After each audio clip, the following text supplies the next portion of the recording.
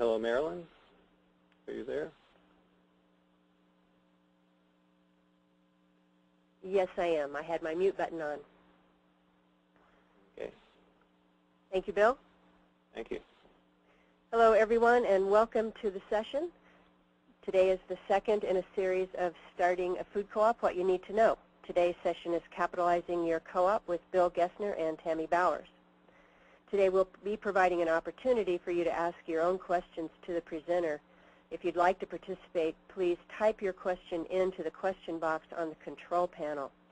I'll be moderating those questions and identifying questions that will be useful to the full group, and we'll do our best to answer all the questions that come in, either by the presenters or we'll be typing a response back to you.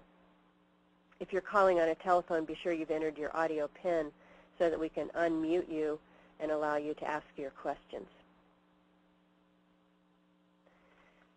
The next in the series of webinars will be Understanding Your Market Analysis, and that will be by Debbie Swasuna 2 weeks from today. If you haven't signed up for that session, we hope that you will. And at the end of the session today, there will be an evaluation. When the session is over, just stay on for one moment and the questions will appear. We'd very much appreciate your taking about 5 minutes to complete those. It helps us make sure that we're designing materials that really meet your needs. In addition, today's materials and recording will be available on our website, cdsconsulting.coop. Just look on the left-hand toolbar for news and events, and then follow the links for Starting a Food Co-op, What You Need to Know, and look for the recordings and materials from today's session. With that, I think we're ready to go. Again, if you have questions, type in your questions in the question toolbar on the right. So, Bill, can I turn it over to you? Yes, you can. Thank you, Marilyn. Greetings, everybody, and welcome. I'm very glad you're joining us today and for our second in a series of 6 webinars. And our focus today is on capitalizing your co-op. We're going to look at capital from a couple of different perspectives. Both initially, we're going to look at it internally, raising capital internally within your co-op, and also raising capital externally. And another way to look at what we're going to be talking about today, we're going to be talking about capital, raising capital as debt, and raising capital as equity.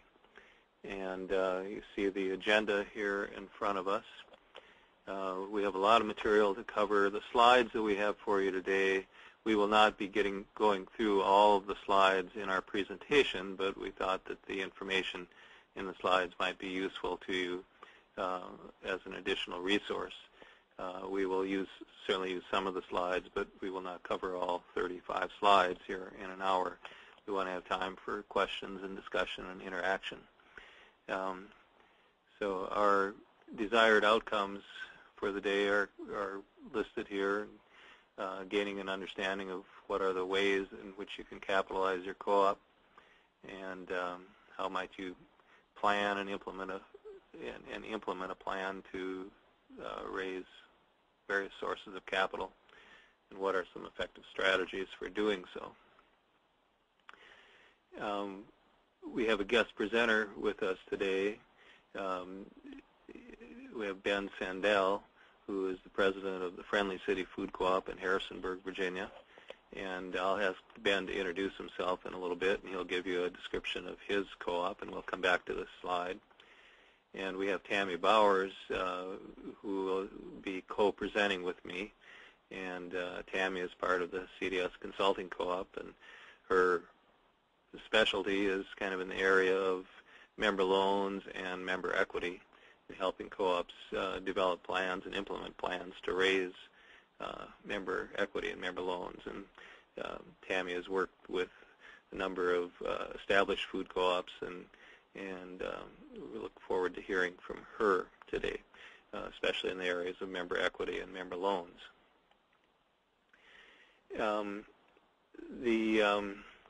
Just as a very brief refresher, the development model that is available on the Food Co-op 500 website and on the CDS Consulting Co-op website is the 4 cornerstones in 3 stages. Our last webinar focused on the cornerstone of vision and building a shared vision, and our webinar today will focus on the cornerstone of capital. Additionally, there's the cornerstone of talent and the cornerstone of systems, suggesting that it's important to recognize and develop these 4 cornerstones throughout the entire process of organizing your co-op, assessing feasibility and developing a plan or a business plan, and going into the implementation stage where you eventually open your co-op. So the importance of capital is our theme for the day. We can look at capital, and we can capitalize on the topic here with a capital C, and capital is defined as money or property that is used to produce more wealth, and some of us might really like capital and some of us might even disdain it, but it is a reality, and if a cooperative is going to pursue and fulfill and achieve its mission or purpose or ends, you have to have capital. And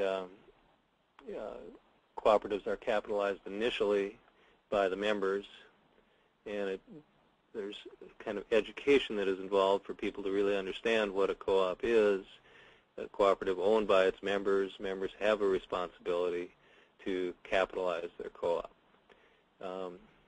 The co-op begins with a C, as does capital, as does cooperation, as does collaboration, as does community. And all of these things come together under a capital C. If we, just to get a broad overview and a broad understanding of capital and how it works, and it takes a while to absorb some of this, but if you will, your cooperative will have some financial statements. It'll have a balance sheet, and it'll have an income statement as it comes into operation. The balance sheet is always in balance. There's an equal sign, and the basic formula for the balance sheet is assets equals liabilities plus equity. Assets can be viewed as the what we have. Liabilities can be viewed as what we owe, and equity can be viewed as what we own. So the what we have side of the equation equals the uses, and those examples of that include cash and inventory, property, equipment, and miscellaneous. These are all things that the co-op has. How do they acquire these things? They acquire them by getting capital in the form of either liabilities or equity. And the what we owe plus what we own are the sources. So the sources are the capital. Accounts payable, notes payable, member equity, and retained earnings are the common sources. So beginning to understand that there is a balancing effect in here, that assets equals liabilities plus equity. So we'll talk about sources of capital today that come from liabilities and debt, and sources of capital that come from equity. When you think of, as you buy a home or buy a house and you build up your equity position in it, and the bank debt hopefully will shrink, that's the same thing that we have with the co-op. So the 3 primary sources of capital can be viewed as the owner's contribution,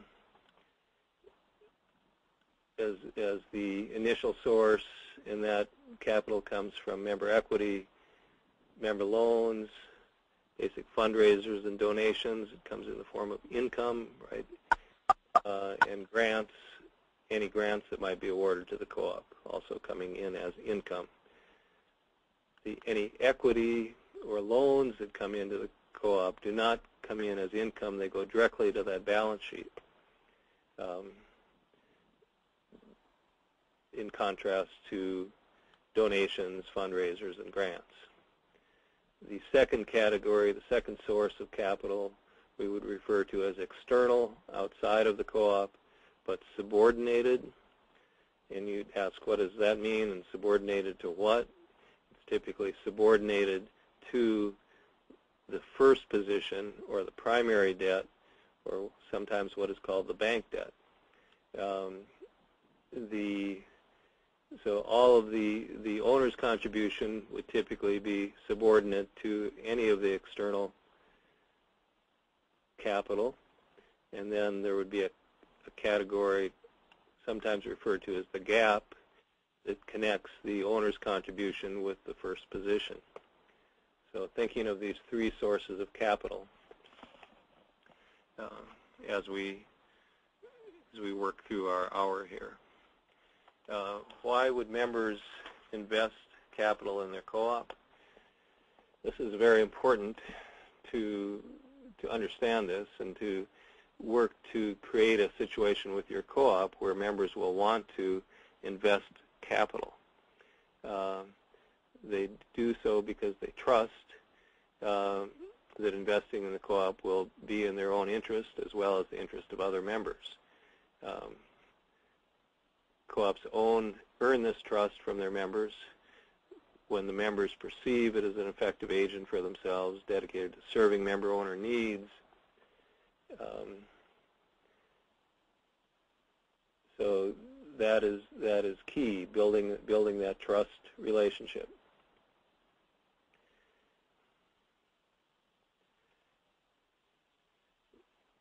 Capital is important from a number of viewpoints. It's the financial resource to pay for what is needed to run the business. It helps finance the growth of the cooperative, and certainly as a startup co-op, you're growing from day one. And more often than not, co-ops tend to be undercapitalized, and a shortage of capital puts a strain and a stress on the organization and results in unreliable equipment, inadequate facilities, cash shortages, inability to serve members, and a poor image and an inability to operate profitably. It's always been kind of ironic to me that cooperatives owned by their members, consumer-owned co-ops, potentially having a large membership base, one of the somewhat chronic weaknesses of food co-ops is that they tend to be undercapitalized. And so thinking through this in your startup process to make sure that you educate your members on the importance of being fully capitalized before you open your doors. In summary, we've talked about cooperative capital as debt capital and as equity capital. We'll get into this in more detail here as I begin to turn it over to Tammy here in a moment. And you'll want to develop a capital plan.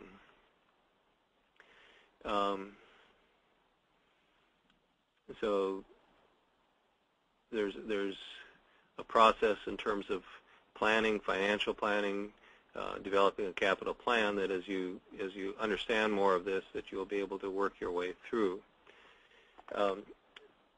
Tammy, just before we get into going into the member equity portion, the equity capital, I would like to have Ben just introduce himself just a moment and go back to the slide number 3, I think it is, or number 4. And Ben, are you there? Yes, I'm here. And Ben, could you give us just a short introduction of your co-op in Harrisonburg, Virginia, and where you're at? And we have a slide up here that shows some of the data, so you may not need to go through all of that. Okay, sure. Yep. Thanks for having me. We've been working on it about 4 years now, and Harrisonburg is in the Shenandoah Valley on the western side of Virginia. We have about 40,000 people here, and we have done, I think, we've been real pleased with our growth in the number of members. That was a real primary focus for a while. Now we're trying to turn to the member loan campaign. We have already achieved our primary financing, and so now the big challenge is making sure we can get the member loan campaign in place and fulfill that too. As you see there, we've got about 210. We're about a third of the way there, so we're working on that. Great. Okay, so that's a picture, an example of a co-op, startup co-op that's been at it for about 4 years, and see that they at this point have 764 members with the goal of having at least 1,000 by the time they open, and that they might be open as early as November of 2010, but we don't know yet if they will make that date. Yeah, chances are it'll be a little later, I think. Yeah, and so thank you, Ben, and we'll have hear from you later, and we'll have some questions, I'm sure, directed to you. Tammy Bowers, are you here? Yes. And would you like to take it over for a little while? Sure. So I'm just going to talk a little bit about member owner shares, or the equity that's brought in by someone becoming a member owner and purchasing shares. This is a big part of your capital base, and you should think of it as sort of the first bricks of your co-op, that all things will kind of build off of these member owner shares. You are going to create a sense of ownership, so this idea of educating people about what it means to be a co-op member. We use the word member, but what we really mean is an owner of the co-op. And so you'll be kind of educating and creating the sense of ownership from the very start of your co-op, which will help you all throughout the lifetime of your co-op.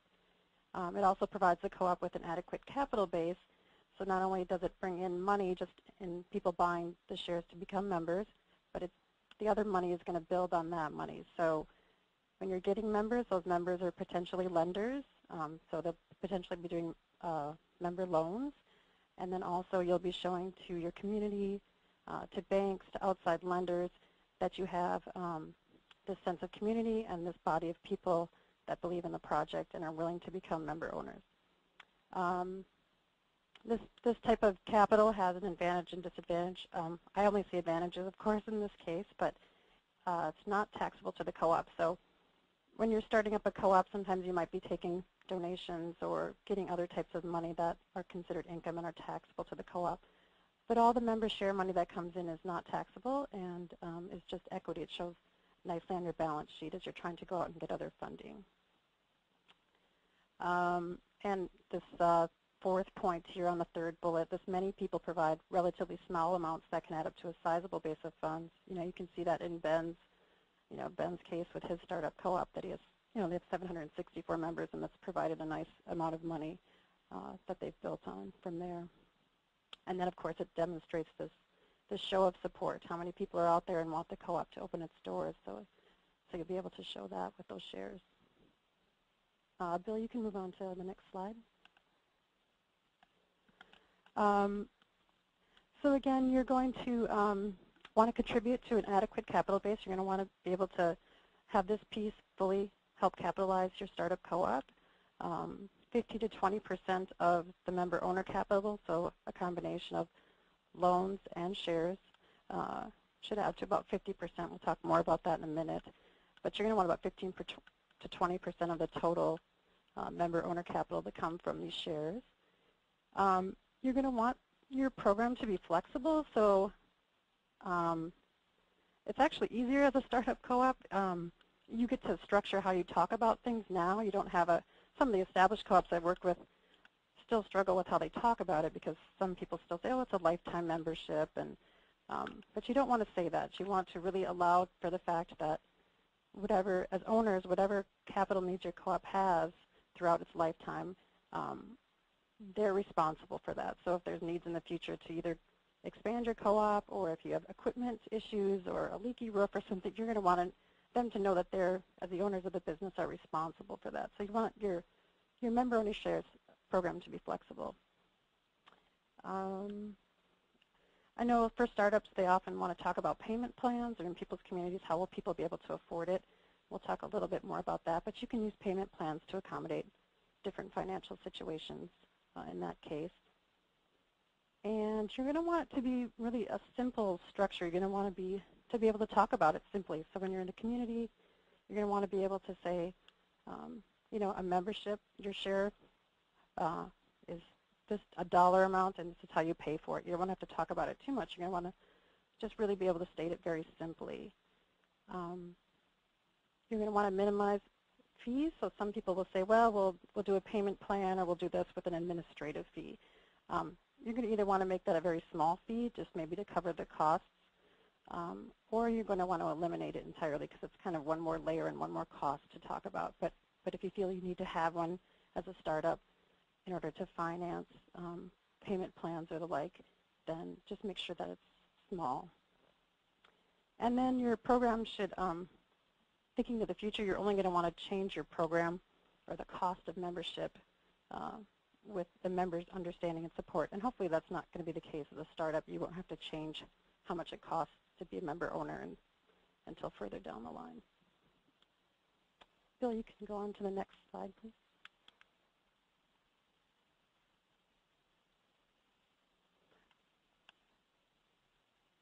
This is, I'm not going to really get into great detail about this. As you're working with your lawyer to structure your program, you need to know that the member owner share is refundable. So you're going to want to make sure that you kind of understand that piece. And as a startup co-op, you're not really going to want to be refunding memberships, especially in the beginning. So you're going to want to, just allow language that says if someone wants to refund their membership, there has to be money that comes in to replace it or is already there. So just make sure you're talking with your lawyer and amongst yourselves about what that looks like. But hopefully you won't have anyone wanting to refund their memberships at this point. Bill, you can move on to the next slide. Mm-hmm. So throughout the country, there's, innumerable structures for people to become members at co-ops, different payment plans and different ways people have it structured. I'm just going to simply talk about two. And this first one is what I call the initial share purchase. This is where someone just has an initial amount of shares or initial amount of equity to put into the co-op. So to become a member owner, it's $200, for example. Again, it's not a lifetime thing, but that's what it would take to join. That's like, for example, Ben's co-op. That's what their membership costs right now. And for many startups, I'm hearing in that dollar range. And that's, you should be structuring what it costs based on what your capital needs are to start your co-op or the cost of your project. But this is a pretty common amount, so I'm just going to use it as an example. And of course, you can set up longer payment plans for people that you feel need it. In this case, no one would need to buy an additional share, so you say, okay, it's $200, that will capitalize, that'll give us enough capital to do our project, and assuming that it would get you through, the years of your co-op, the first years of your co-op, that nobody would need to give you any additional capital as you move for the first years of opening the doors of your new store. So there might be a time in the future, though, that the board would say, you know what, our balance sheet isn't looking good, or we have to do some expansion, or we need some new equipment, and they might say, okay, you know what, we need our owners to increase this membership cost of this $200. So we need people to invest further into the co-op, so maybe they'd have to buy an additional $25 worth of shares, and that's what it would take to be an active member. So that's one example, and that's a common one. This other example is where you'd have this initial shares put in, but then you'd have an annual share purchase of, say, $25 per year, so that as a board and as a co-op, you'd have an ongoing source of capital from your members that would be coming in annually each year for someone to stay active. This is an ongoing, it would build you an ongoing source of capital. So it's something nice for the future. It wouldn't get you into a situation where a number of years down the road, maybe when your member loans come due, you'd say, wow, we're short on capital right now. And you wouldn't have to go back and try and increase your initial share purchase like in the previous example. It takes a little more administration to do that, so people would have varying amounts of shares that they would own. But Bill, are you speeding me up? Well, a little bit, yeah. Okay. All right. So then this is a startup example, and you can really look this over. This is just an example of how you would arrive at the cost of your shares. So that's kind of one of the ways we got to the 200. This co-op's, in this example of what it would cost, it was $150,000 divided by 1,000 members by startup would be 150 plus an additional 50 for the future to arrive at the 200. So Tammy, one comment I would make here related to this is that as I work with a lot of startup groups, I hear that as they're trying to figure out how much what a member share should cost, they're kind of looking at it from the perspective of, what can we get away with, or how much can we ask for from people, and that might be one approach, but I think you really need to look at it from an example similar to this, where you're looking at your capital needs, both for getting open and even your long-term capital needs, and how many potential members might you have for a store size you're looking at, and how much of your overall capital might you be able to source from your members versus having to source from debt.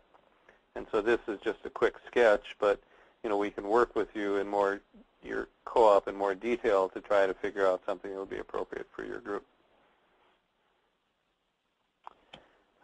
So, yeah, I mean, it's important to do the math, as Bill likes to say. I mean, you need to know what does your project cost, and what percentage of that needs to come from your members, and that's going to be how you'll calculate how much your membership is. Yeah, and we should probably move on to talk a little bit about.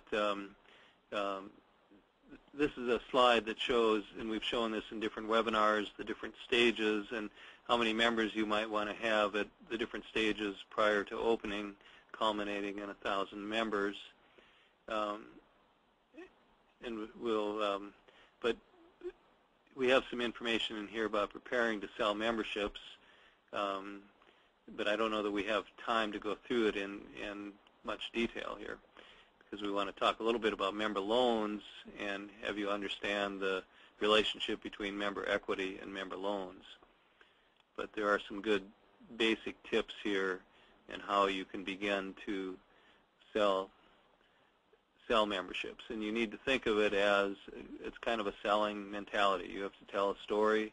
You have to convey the vision and the concept that you have for the food co-op and begin to put it out to your community and begin to build your member base, not just from people who are interested in a food co-op or people who want a food co-op, but people who are willing to invest to make that happen. And the energy that can come forth when people start signing up to be a member and putting their capital in, and the energy and the momentum that you begin to build is really important. Member loans in relationship to member equity, I like to think of it as thinking of member equity is from a large number of people, and it's relatively small amount of money, and it is raised over a relatively long period of time. In contrast, member loans are from a smaller number of people, smaller number of your members, large amounts of money, and raised quickly.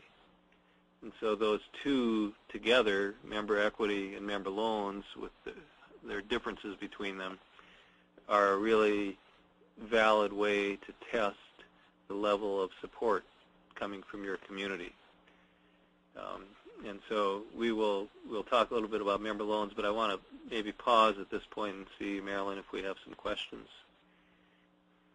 Yes, Bill, we do have a question. Michael John has a question about the norm as far as cost. And Michael, I've unmuted you if you want to ask your question. Yes. Can you hear me? Yes, I can. Yes. I was just curious as far as the cost of individual memberships versus family memberships. Did I see somewhere that they're normally the same, or is there more cost for a family to have a membership? Tammy? Sure. I suggest that you only have one type of membership, and sometimes it's referred to as a household membership, so that that household, whoever it is, it's the same cost for them, and everyone has the same benefits. So that household would get one vote. That household would, be eligible to run for the board of directors, and that household would receive whatever other benefits your co-op decides to structure. But that it's just everybody is at the same level. Does that answer your question? Yes, it does. Thank you. Okay. You're welcome. I think one of the reasons for doing that is to keep the membership program simple, rather than having lots of different levels. And if there are a household of 4 people or 2 people, and they want to, they have the option of, each of them, investing in a member share, and each of them having a vote. So, but having just the one category, I think, keeps it simple. We have another question from Dean Hulse. You want to ask your question? Hi, I was busy writing notes here, and I had one of my questions answered. I guess the second one now is escaping me that I wrote down. You were asking about what does fully capitalized mean? Yes, that's right. Yes, what is fully capitalized? I've been given some input from someone who's been involved not necessarily with co-ops in the past, but with other businesses, and his comment was something to the effect that if whatever a consultant says you need for your capital requirements, you should triple it. And so how do you know that you really, whatever your fully capitalized amount is really going to be adequate to get you through the bumps in the beginning of a startup? Yeah, I like that advice. I'd go along with it. But I'd say that during the feasibility and the planning stage, most importantly, which is stage 2 of the 3 stages, that you really do some serious planning work where you look at the cost of what your project, what it's going to be to start up your co-op and to give you adequate cash reserves for going forward. Part of that includes developing a sources and uses budget and preparing a financial pro forma and taking that through a number of drafts before you arrive at a point where you are probably able to demonstrate financial feasibility and build the comfort level of all the potential investors and stakeholders. And so being fully capitalized,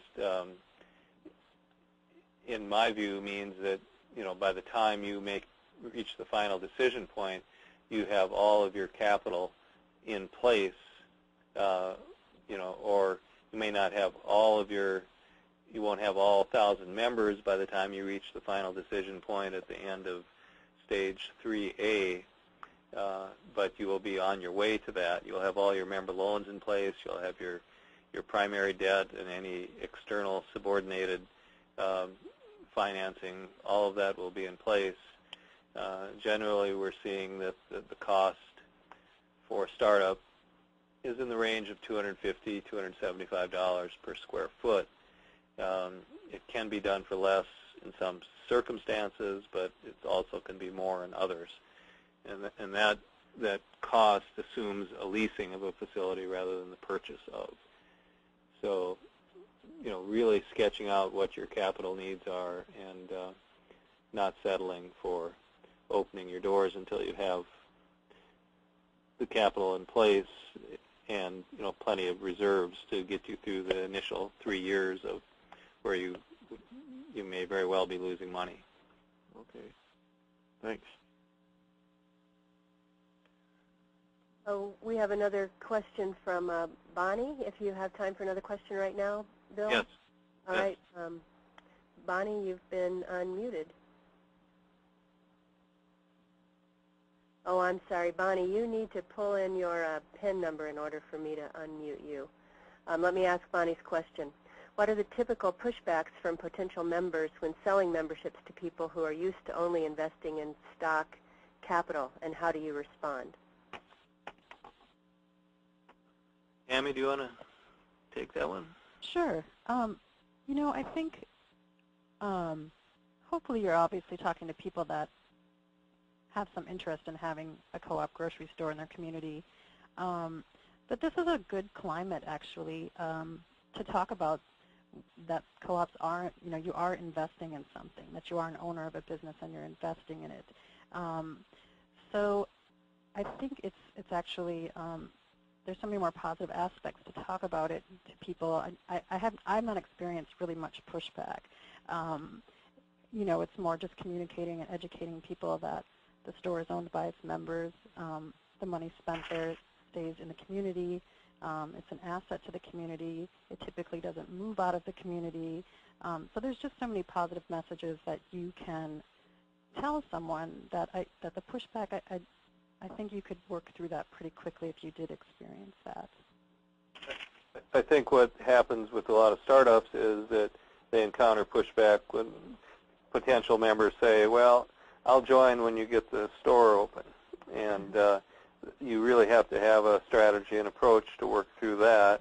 And the basic answer is, you know, the store won't open. You know, we might have a co-op, but we won't have a store until we have all, you know, of our capital in place. And we need to have, you know, 1,500 members before we open our doors. And if you're going to wait till you open the doors, it might be a long, long, long wait. And so you have to refine that message.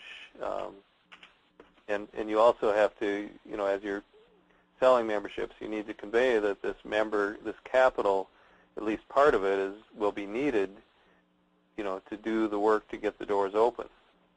That without it, you will not be able to have the capital or leverage the other capital that you will need.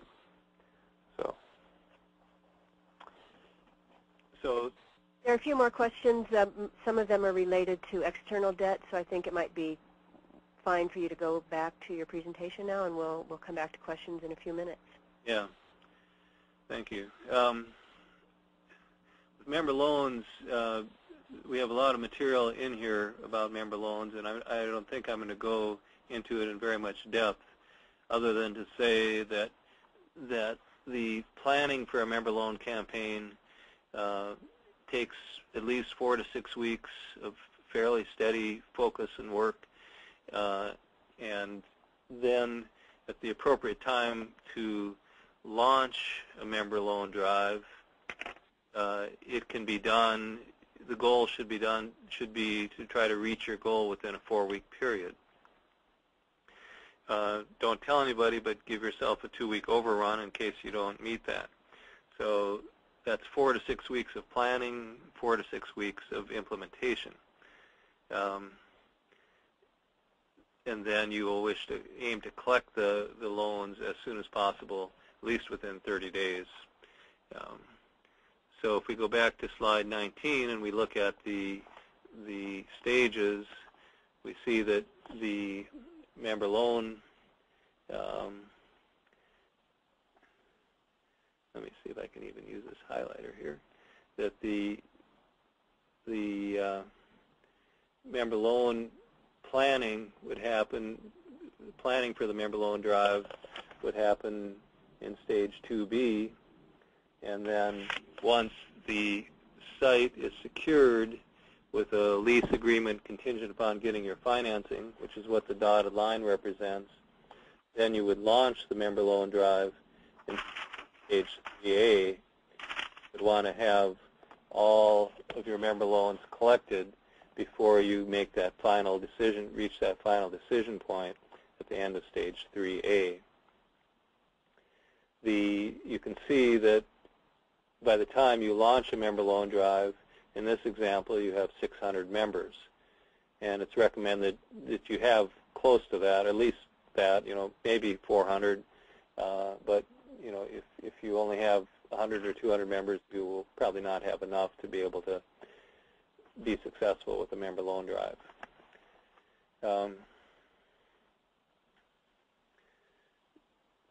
And then really being clear on setting a goal for member loans, and how much we're seeing existing food co-ops, established food co-ops raising between $300,000 and $1.5 million for their expansion projects, and we're seeing startup co-ops raising between $300,000 and $1 million. And this is a stretch for some people's thinking, because initially they might think, well, I could loan the co-op $100, but you need to educate your members in terms of the costs of opening a store and how much you need to get from member loans. You certainly need to involve legal counsel as you're planning a member loan drive, because there are securities issues, and finding an attorney who's both familiar with cooperative law and securities law is important. If you need assistance with that, feel free to contact us. We can help you potentially connect with an attorney that can work in your area who's skilled in both of those areas. So we're going to go through some of the, skip to the member loan thing, but I want to get into the external sources of capital. Again, looking at them in two categories: external subordinated and the primary debt first position category. And understanding the distinction between this, that the first position will be able to use whatever collateral you have as security for their position. The external subordinated loans would be in a second position or would be unsecured. So in this current economic climate, it's certainly a challenge compared to, it's very different compared to 3 years or 4 years ago, and we're seeing that banks are not very inclined to be supporting these startup efforts. And so it puts a greater reliance upon the member capital, the capital that you raise through equity or member loans from your members, and then, finding other sources of capital. So I've listed here some of the approaches I would recommend in this time. It's largely a matter of building relationships with lenders, that early on in your project you begin to talk with them. You don't go in the door and say, how much can you lend us, but you go in and talk with them and tell your story and get them excited about your project. And then as things progress, as you have 1,200 members on board, and as you raised $600,000, and as you're building momentum, you go back and you show them how your vision is becoming a reality. And they will likely say no many times. You have to, that's part of the test.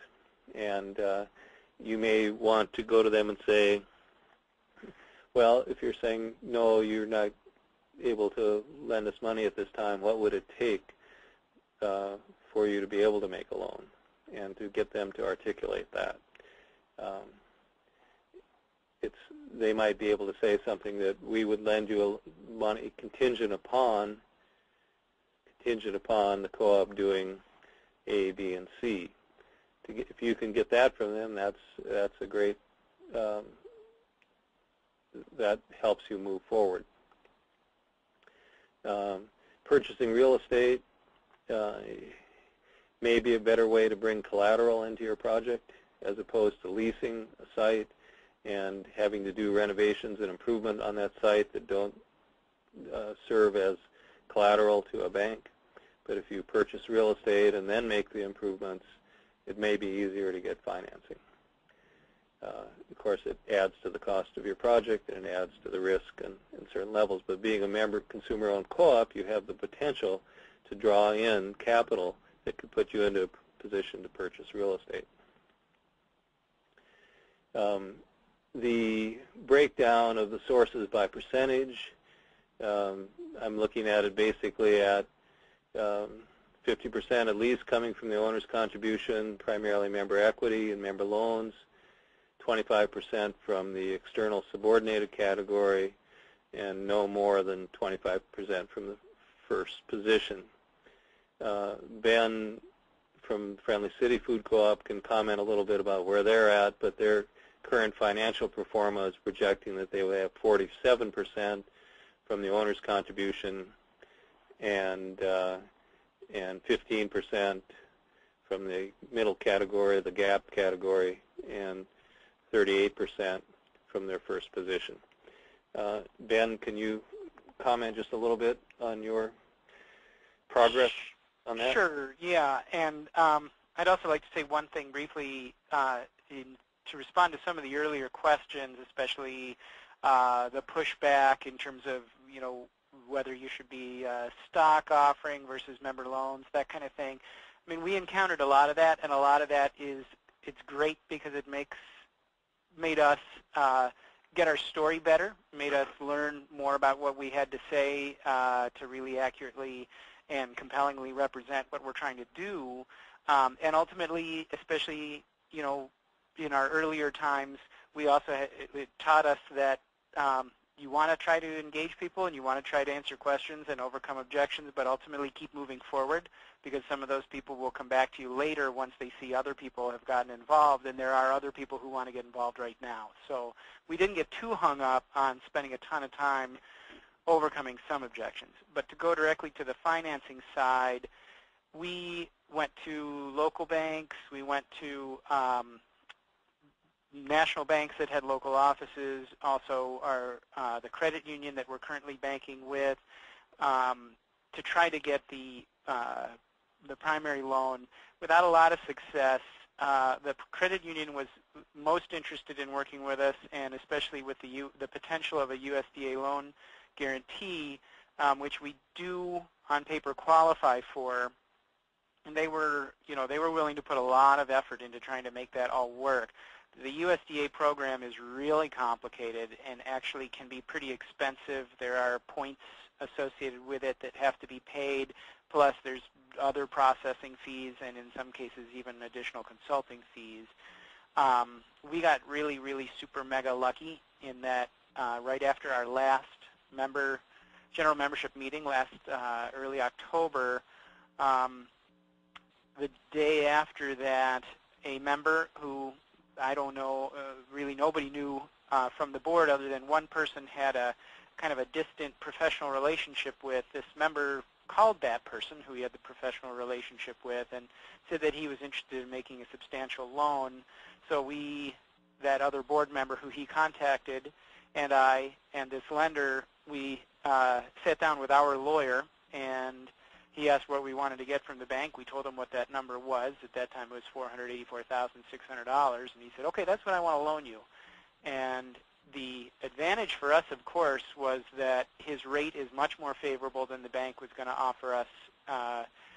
And he's certainly a more flexible, he's a more flexible guy who really supports the concept of the co-op and really wants to see it happen in his community.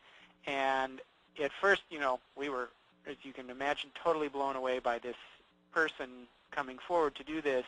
But I guess I would, encourage people to be open to it and to put the word out there that people can do this, because, his explanation was perfectly reasonable. He has wealth, and he would much rather put it someplace where he can see it and where it serves his community, rather than, giving it to a manager in some big city somewhere else who couldn't care less what happens in this, in his own hometown. So that worked out great for us, and we still, we have the initial paperwork signed with him. We have continuing to adjust the paperwork and make amendments, especially as our principal financing needs change. But he seems pretty amenable to that, to increasing his loan accordingly. And it was a huge help in being able to get the member loans moving forward. We still haven't really hit our critical mass where those seem to get a little easier, but we're getting there, and we're working very hard on that. And so this person is requested to be anonymous in the community. Yeah, They requested total anonymity, so we actually had to prepare paperwork for the board, because the board, of course, had to approve this, but his name was removed from all the paperwork. He was just referred to as lender. So only our lawyer and the other board member and I know who he is. And this is outside of the member loan program, as I understand. Correct. This replaces our principal financing because he is the first position lender. He has all the collateral. Correct. We really, at this point, we could not go to a bank because we don't have the ability to give them any security any longer because he has taken that. But we felt that was a risk worth taking. Yeah, and you're still assembling all of your capital, and you've not reached your no turning back point yet. No, absolutely not. We still have almost $400,000 from the member loans. We have a little more of the member equity from the ownership shares, the membership shares, and some more of the community grants and such. But really, for us, the big challenge now is the member loans. You've cleared a number of hurdles and passed a number of tests, but you've got a few more big ones to go. Yeah. Marilyn, do we have more questions? Yes, we have a question from Amanda who I opened up right now because it relates to this conversation you're having. They're hitting brick walls, and Amanda, do you want to chime in? Yeah, thank you. Sure. I just wonder whether banks, in the current economic climate, are any banks lending any money to startup co-ops? We have tried every bank in town. We've tried the USDA, but we can't go forward with that until we get a bank to loan us the money. So we're kind of getting a bit frustrated. Are there any other alternatives we should be looking at? Well, I understand your position and your frustration. It's very difficult. I'm hearing from some other startup efforts that they've made presentations to 8 banks, and they're waiting for a response, and they've got some interest from some, and so you begin to hear about if someone will take the lead, can you put together a consortium of local banks to kind of divide the risk, and one of the local banks might take a lead position and organize the other local banks, but it would be in each bank would be in at a smaller amount. And there's some incentive for, the CRE, Community Reinvestment Act, or something that, CRA, that banks are required to invest certain monies into their local communities, and this type of project can help them qualify and fulfill their quota in that area. So some banks are interested in that, but you're going to hear no. My question for you would be, how many times have you heard no from the same bank? Right. Well, we haven't got to the 10 yet. I guess we'll just have to keep trying, and we'd love to be in Ben's position and have a benefactor come forward. I mean, that's like your dream scenario, isn't it? So. Well, it is, and we're seeing in some other communities where there are examples of this, and this is not the situation that Ben described is not the only example of this.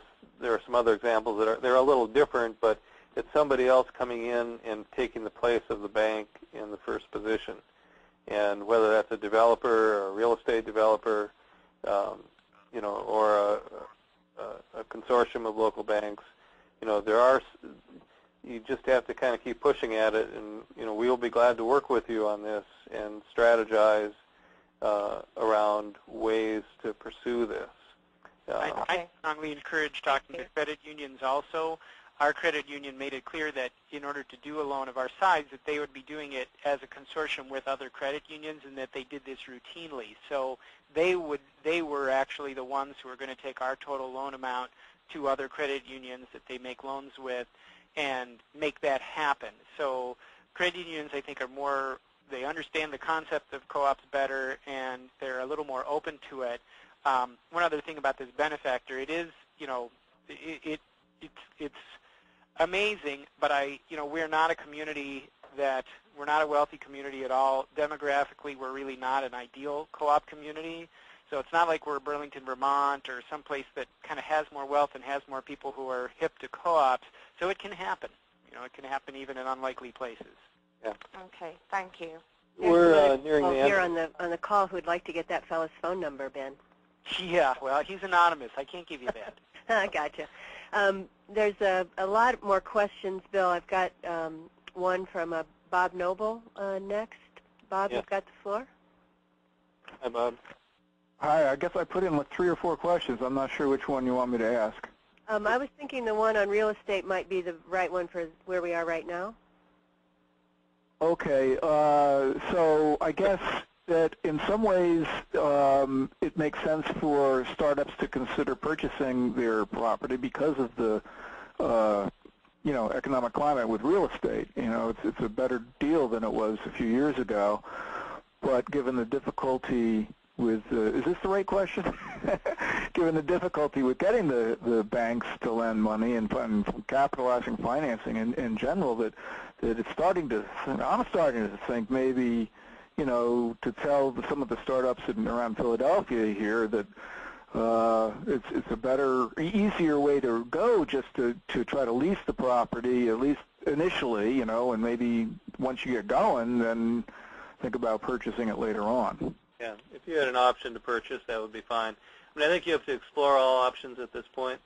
And I've seen a few co-ops, startup co-ops, that it became strategically an advantage for them to purchase their real estate. So, but there's one size doesn't fit all, and you have to look at all options here. We are nearing the end of our time. Is that correct, Marilyn? Yeah, I have Betsy Black on from Co-op Fund in New England. Betsy, if you have about maybe 15 seconds. Hi, everyone. I just wanted to give people a heads up to also check out community development financial institutions that might serve your market. Those are mission-driven nonprofit, usually banks. The Co-op Fund of New England lends to co-ops in New England, but there are other options around the country, and you can find it on the Internet. Yeah, these are where you have to be creative and search out examples like this for this external subordinated category. Even some of them may be in the primary first position. So, well, we're nearing the end of our time, and I thank you all for being with us. I'm sorry we couldn't get to all of your questions. The slides contain more information than what we were able to work through here today. And Marilyn, I'm going to turn it over to you for the last little wrap-up. Okay, you want to move forward in the slides then, Bill? So here's our contact information, and then we have the upcoming webinars. The next webinar will be Choosing a Location, 2 weeks from today, Tuesday, March 16th. If you're not signed up for that one, please do. Once again, there will be a recording of this session that will be posted on our website. You can access that through cdsconsulting.coop. On the left toolbar, look under News and Events, and from there it should be pretty clear where to go. And immediately following this session, in just a minute or less, there will be an evaluation. Please take time to fill that out. It really helps us know what topics you're looking for and how we can best be of service. So 4 more webinars in this series, and then depending on your feedback, we may very well have another series to continue the conversation. So thank you, Bill. Thank you, Tammy. Thank you, Ben. We appreciate all of your participation today. And